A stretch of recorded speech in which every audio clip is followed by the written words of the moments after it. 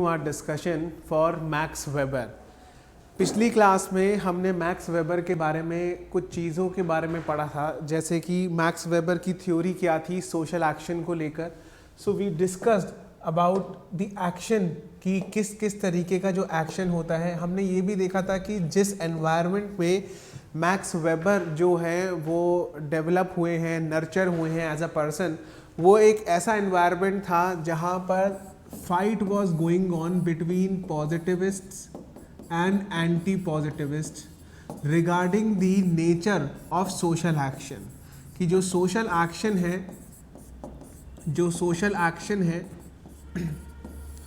वो क्या नॉर्म्स या कल्चर ऑफ द सोसाइटी से इन्फ्लुएंस होता है, या फिर a person has its own violation, क्या वो पर्सन की खुद की एक मर्जी की वजह से होता है। तो यहाँ पर वेबर ने बोला कि इन दोनों की बात पार्शियली कहीं ना कहीं पर ठीक है। पॉजिटिविस्ट से वहाँ पर वेबर ने बोला कि yes we can go for a generalisation after looking for after identifying a pattern. जैसे हमने बताया था कि पॉजिटिविस्ट वो लोग होते हैं जो अध्ययन करते हैं इस आइडियोलॉजी को, जिस तरीके से साइंस के थ्रू हमने बहुत सी चीज़ों के बारे में पता लगाया। We found the pattern behind the nature, that why rainbow occurs, why earth rotates west to east, right, why sun radiates. So by the help of the scientific study उनको ये भी लगा कि हम सोशल साइंस को भी यहाँ पर किसी ना किसी तरीके से उस सोसाइटी के पैटर्न को हम आइडेंटिफाई कर लेंगे। तो पॉजिटिविस्ट वो हो गए।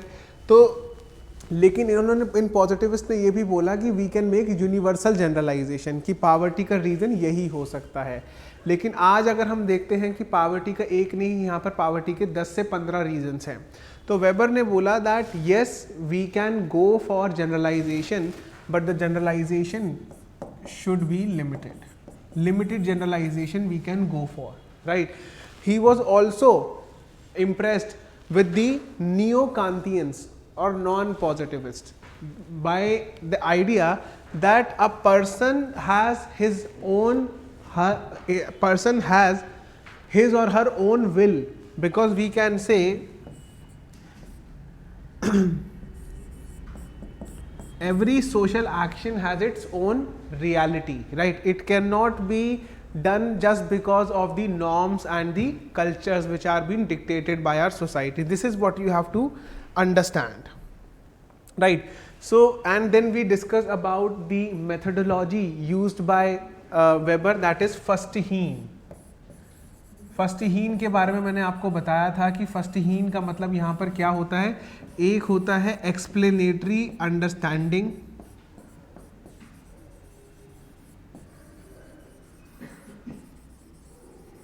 और ऑब्जर्वेशन।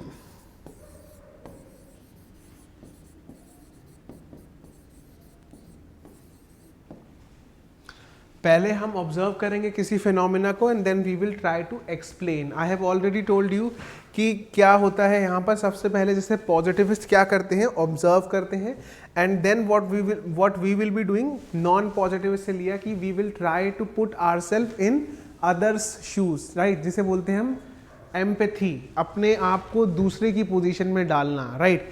तो ये वही चीज़ है जो वेबर ने फस्टहीन मेथड में बताया। देन वेबर ने एक चीज़ और बताई जिसे हम बोलते हैं कॉजल प्लूरिज्म। नहीं, what do you understand by causal pluralism? ये चीज़ यहाँ पर आई कार्ल मार्क्स की वजह से। Karl Marx always focused upon the economic infrastructure, कि इकोनॉमिक इंफ्रास्ट्रक्चर की वजह से पूरा सुपर स्ट्रक्चर जो है वो इन्फ्लुएंस हो रहा है। अब कॉजल प्लूरिज्म में यहाँ पर वेबर ने बोला कि यस एक रीज़न हो सकता है कि ये हो सकता है कि हाँ इकोनॉमिक्स इंफ्रास्ट्रक्चर की वजह से कैपिटलिज्म का डेवलपमेंट हुआ। कार्ल मार्क्स क्या बोलते हैं, जैसे जैसे मोड ऑफ प्रोडक्शन चेंज होता चला जाएगा वैसे वैसे आपके इकोनॉमी में चेंजेस आते चले जाएंगे। पहले स्लेव सिस्टम से हम फ्यूडल सिस्टम में आ गए, फिर फ्यूडल सिस्टम से हम स्लेव सिस्टम से हम फ्यूडल सिस्टम में आ गए, फिर फ्यूडल सिस्टम में हम कैपिटल सिस्टम में आ गए। तो हम यहाँ पर देख रहे हैं कि मोड ऑफ प्रोडक्शन चेंज हो रहा है, राइट। पहले स्लेव सिस्टम में हम क्या देखते थे कि slaves are making products for their masters, right. अब मोड ऑफ प्रोडक्शन क्या चेंज हो गया, अब यहाँ पर स्लेव्स की जगह सर्व्स आ गए, राइट। अब यहाँ पर एग्रीकल्चर प्रोड्यूस होने लगा। फिर हमने यहाँ पर देखा कि सर्व की जगह लेबर आने लग गई। लेबर क्या, मशीन के थ्रू प्रोड्यूस करे, तो मोड ऑफ प्रोडक्शन चेंज हो गया। अब यहाँ पर एक ये रीजन है कि कैपिटलिज्म आया मोड ऑफ प्रोडक्शन की वजह से। Karl Marx says this is the only explanation of the development of capitalism. But Weber कहता है कि नहीं, there are multiple reasons. It means if anything is being caused, so there are multiple or plural reasons for that. So causal pluralism, it means if anything is being caused, इस जो industrial capitalism है उसका cause plural है यहाँ पर। This is the methodology. Then we have also discuss about ideal time. He says that if we would like to explain something, then ideal type should be the method to explain the phenomena. अब अगर इसका मतलब क्या है, जैसे अगर मैं यहाँ पर देखता हूँ कि वेबर जो है वो किसी भी चीज़ को एक्सप्लेन करना चाहते हैं, चाहे वो कैपिटलिज्म हो, चाहे वो रिलीजन हो, चाहे वो ब्यूरोक्रेसी हो, तो हम एक आइडियल टाइप लेंगे। मैंने आपको बताया था आइडियल टाइप का मतलब ये नहीं होता कि this is the highest type of thing. जैसे कुछ लोगों के आइडियल होते हैं सचिन तेंदुलकर, तो मतलब क्या है कि वो उससे इंस्पिरेशन ले रहे हैं, तो ये वो आइडियल नहीं है। Ideal type is a measuring rod, right. इसका मतलब क्या है कि एक ये वन साइड एक्सेंचुएशन है। जैसे अगर मैं बोलूँगा कि अगर कार्ल मार्क्स ने एक्सप्लेन करा कैपिटलिज्म के बारे में, Karl Marx explained about capitalism economic determinism, कि इकोनॉमिक से पूरा सुपर स्ट्रक्चर इन्फ्लुएंस हो रहा है, तो वो एक क्या चीज़ है, वो एक आइडियल टाइप है। It is nothing but an ideal type. अब सोशियोलॉजी में यहाँ पर वेबर क्या बोलते हैं कि social actions are infinite, so the reality is very complex. हम एक चीज़ को कभी भी एक एक्सप्लेनेशन से टोटली डिफाइन नहीं कर सकते, राइट। तो हमने इस बारे में भी पूरी अच्छी तरीके से नोट्स लिखे थे कि आइडियल टाइप जो है वो यहाँ पर क्या चीज़ होती है। आइडियल टाइप अगर हम किसी और चीज़ को एक्सप्लेन करेंगे तो वो एक आइडियल टाइप होगा। किसी भी सोशल एक्शन को एक्सप्लेन करने के लिए हम एक ऑब्जर्वेशन या फिर एक एक्सप्लेनेशन से पूरा नहीं कर सकते। We need multiple views on a particular phenomena. चाहे वो रिलीजन के बारे में बात हो, जैसे दरखायम ने बोला रिलीजन कैसे यहाँ पर ओरिजिनेट हुआ। उन्होंने बोला रिलीजन अरुंटा ट्राइब में बात हुई कि अरुंटा ट्राइब में रिलीजन वहाँ से शुरुआत हुई when people started practising totemism, right. तो ये सारी चीज़ें भी हमने डिस्कस करी। तो वो दरखाइम ने बोला था कि रिलीजन जो है वो टोटेमिज्म से स्टार्ट हुआ, that is also an ideal type. It means it is a one sided view of the social reality. मतलब आप किसी चीज़ को देख रहे हो बट सिर्फ एक नज़र से, राइट। तो अगर किसी भी सोशल रियलिटी को अगर आपको अच्छी तरीके से देखना है तो आपको फिर उसको चारों तरफ से देखना होगा, which is quite impossible, right. So यहाँ पर वेबर ने बोला कि अगर हम रिलीजन को देख रहे हैं या फिर जो कार्ल मार्क्स ने बताया कि कैपिटलिज्म की शुरुआत हुई, तो वो एक आइडियल टाइप है, that is a one sided view, right. तो अब आप स्टार्ट करते हैं यहाँ पर आज का नया टॉपिक, दैट कार्ल मार्क्स का जो मेथोडोलॉजी था that is historical materialism, right, और डायलेक्टिकल मटेरियलिज्म। अब इस चीज़ से वेबर जो है वो बिल्कुल भी खुश नहीं थे।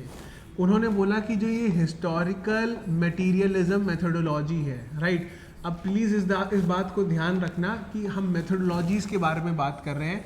मैंने आपको ये भी बताया कि अलग अलग थिंकर्स की अलग अलग मेथोडोलॉजी है, राइट। तो कार्ल मार्क्स की ये मेथोडोलॉजी हो गई, दरखाइम की अलग मेथोडोलॉजी हो गई, सिमिलरली वेबर की फर्स्टहीन मेथोडोलॉजी हो गई। तो हर किसी थिंकर की यहाँ पर अलग अलग मेथोडोलॉजी है।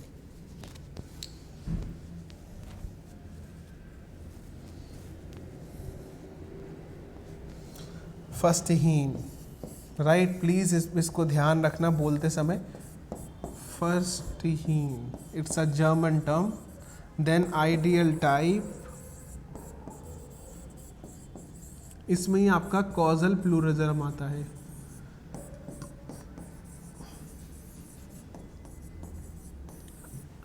राइट अब हमें यहाँ पर क्या समझना है, हमें यहाँ पर समझना है कि अब वेबर ने क्या चीज़ जो है वो यहाँ पर बोली है, किसके रिगार्डिंग, हिस्टोरिकल मटेरियलिज्म के रिगार्डिंग।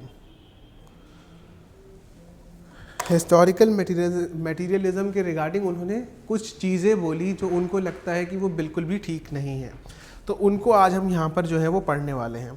तो यहाँ पर अगर आप एक चीज़ को नोटिस करोगे दैट ये चीज़ हमने देखने को मिली कि वेबर ने बोला कि जो हिस्टोरिकल मटेरियलिज्म है या डायलेक्टिकल मटेरियलिज्म है, इसमें कार्ल मार्क्स ने बोला that society is developing, man is making history. Right, man जो है वो हिस्ट्री को बना रहा है। पहले कार्ल मार्क्स ने 4 इपोक्स के बारे में बात करी थी, 4 बहुत बड़े बड़े टाइम जोन्स के बारे में बात करी थी कि कैसे पहले प्रिमिटिव कम्युनिज्म आया where everything was communally owned, primitive communism जहाँ पर एवरीथिंग वाज कम्युनली ओन्ड। फिर he talked about ancient society कि किस तरीके से स्लेव सिस्टम आया। फिर कार्ल मार्क्स ने बोला कि फिर आई feudal society. Then he talks about कि फिर आई यहाँ पर industrial capitalist society, and then he says that proletarian revolution will take place और एक कम्युनिस्ट सोसाइटी जो है वो डेवलप हो जाएगी।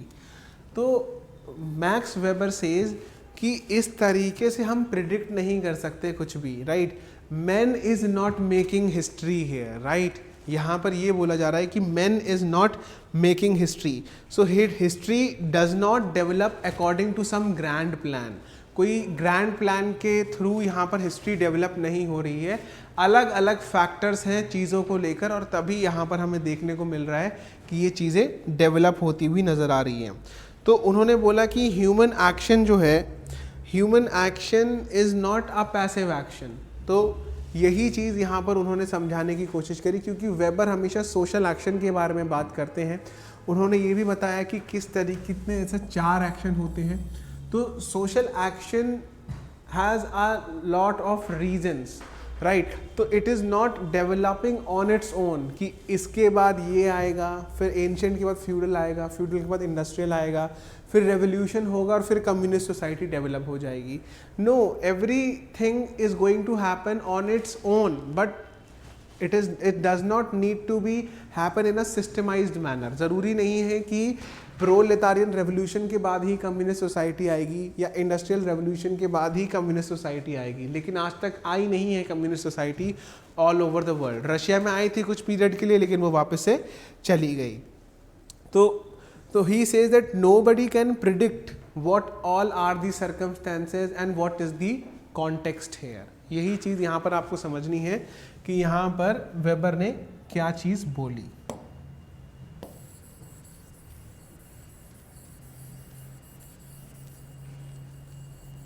ना दूसरी चीज़ यहाँ पर वेबर ने क्या बोली, अब यहाँ पर हमें ये समझ आना चाहिए कि यहाँ पर वेबर 3 क्रिटिसिज्म बोलते हैं इसके।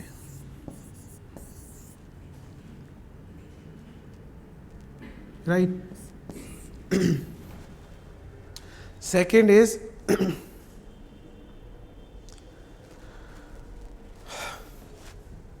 कैपिटलिज्म।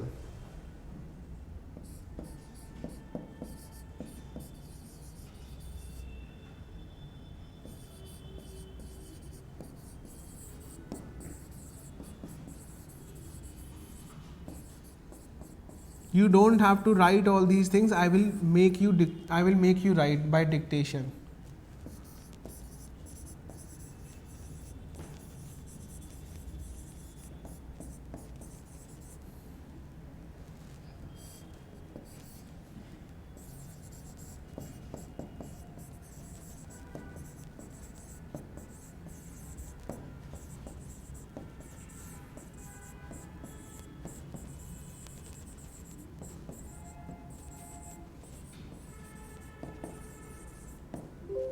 Now,